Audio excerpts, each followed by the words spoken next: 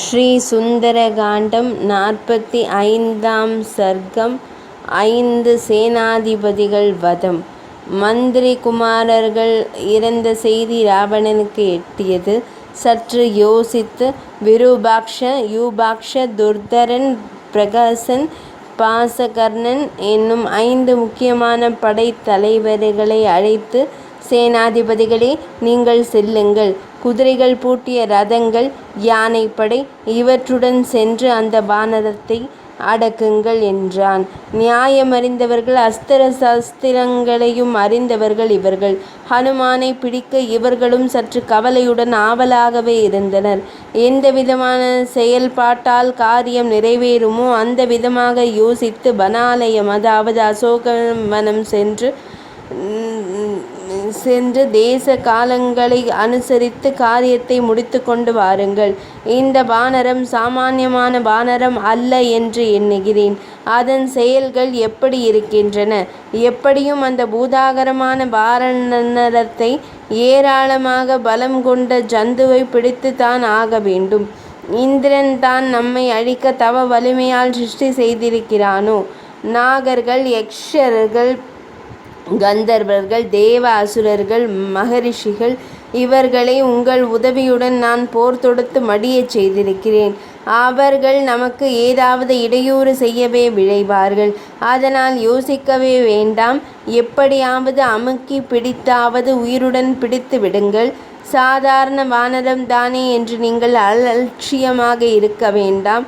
இதற்கு முன்னும் நான் பலசாலிகளான வானர வீரர்களை கண்டிருக்கிறேன். வாலி, சுக்ரீவன், ஜாம்பவான் இவர்களை அறிவேன். இவர்களும் மகாபலசாலிகளே. நீலன், சேனாபதி, த்விவிதன் போன்ற வானர வீரர்களை அறிவேன். த்விவிதன், ஆனால் இவர்களுக்கு இவ்வளவு வேகமும் ஆற்றலும் கிடையாது. இதுபோல புத்தியோ பலமோ உற்சாகமோ ரூபமோ கிடையாது. ஏதோ ஒரு பெரிய ஜீவன் வானர ரூபத்தில் இங்கு வந்திருக்கிறது. தேவையானால் மிகுந்த பிரயாசையுடன் இதை அடக்குங்கள். நிச்சயம் மூவுலகும், இந்திரனோ, தேவர்களோ, அசுரர்களோ, மனிதர்களோ உங்கள் எதிரில் நின்று போரிட சக்தியற்றவர்களே. ஆனாலும் தற்சமயம் நிலைமையை அனுசரித்து நமக்கு ஜெயம் வேண்டும் என்பதால் நயமாக யோசித்து செயல்படுங்கள். எப்படியும் தங்கள் உயிரை காப்பாற்றிக் கொள்ளுங்கள்.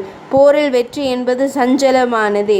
நல்ல தேஜஸும் செயல் வீரர்களுமான அவர்கள் தங்கள் எஜமானின் கட்டளையை அப்படியே ஏற்றுக்கொண்டார்கள். அக்னியின் ஜுவாலை போன்று வேகத்துடன் எழுந்து கொண்டார்கள். ரதங்களிலும் மதம் கொண்ட யானைகள், படையும் வேகமாக செல்லும் குதிரைகளிலும், பலவித சஸ்திரங்களாலும் பலவிதமான பயிற்சி செய்து தயாராக இருந்த படை வீரர்களுடன் சென்று மகா வானரரான ஹனுமானை கண்டனர். கிரணங்களுடன் கூடிய சூரியன் உதிக்க தயாராக இருப்பது போல் தன் தேஜஸை ஒளி கிரணங்களாக தன்னை சூழ்ந்திருக்க தோரண வாயிலில் அமர்ந்தவரை மகா உற்சாகத்துடன் யுத்தம் செய்ய தயாராக பலமும் வேகமும் கூடியிருந்த நல்ல மதியும் பெரிய உருவும் அகன்ற புஜங்களுமாக இருக்க கண்டனர்.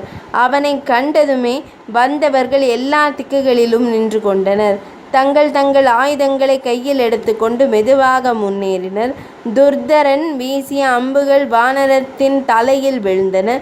5 இரும்பாலான கூர்மையான ஆயுதங்கள் ஏக காலத்தில் வந்து விழுந்தன. வலி தாங்க முடியாமல் அலறிக்கொண்டு வானர வீரர் எகிரி குதித்தார். அந்த அலறல் 10 திக்குகளிலும் எதிரொலித்தது. இதன் பின் துர்தரன் ரதத்தில் இருந்தபடி தயாராக இருந்தது வில், அம்புகள் எல்லாவற்றையும் எடுத்து ஹனுமானின் போரில் 100கணக்கான அம்புகளை வர்ஷிக்க ஆரம்பித்தான். ஆகாயத்தில் நின்றபடி அவை தன் மேல் படாதவாறு ஹனுமான் தடுத்து நிறுத்தி, மழைக்கால முடிவில் மேகத்தை காற்று தடுத்து நிறுத்துவது போல் நிறுத்தினாலும் அம்புகள் மேலே பட்டதால் வலியால் துடித்தார். தன் உருவத்தை மேலும் வளர்த்து கொண்டு கோஷமிட்டார். வெகு தூரத்திலிருந்து தாவி துர்தனுடைய இரத்தத்திலேயே குதித்தார். மின்னல் கூட்டமாக மலை உச்சியில் இறங்கியது போல் இருந்தது.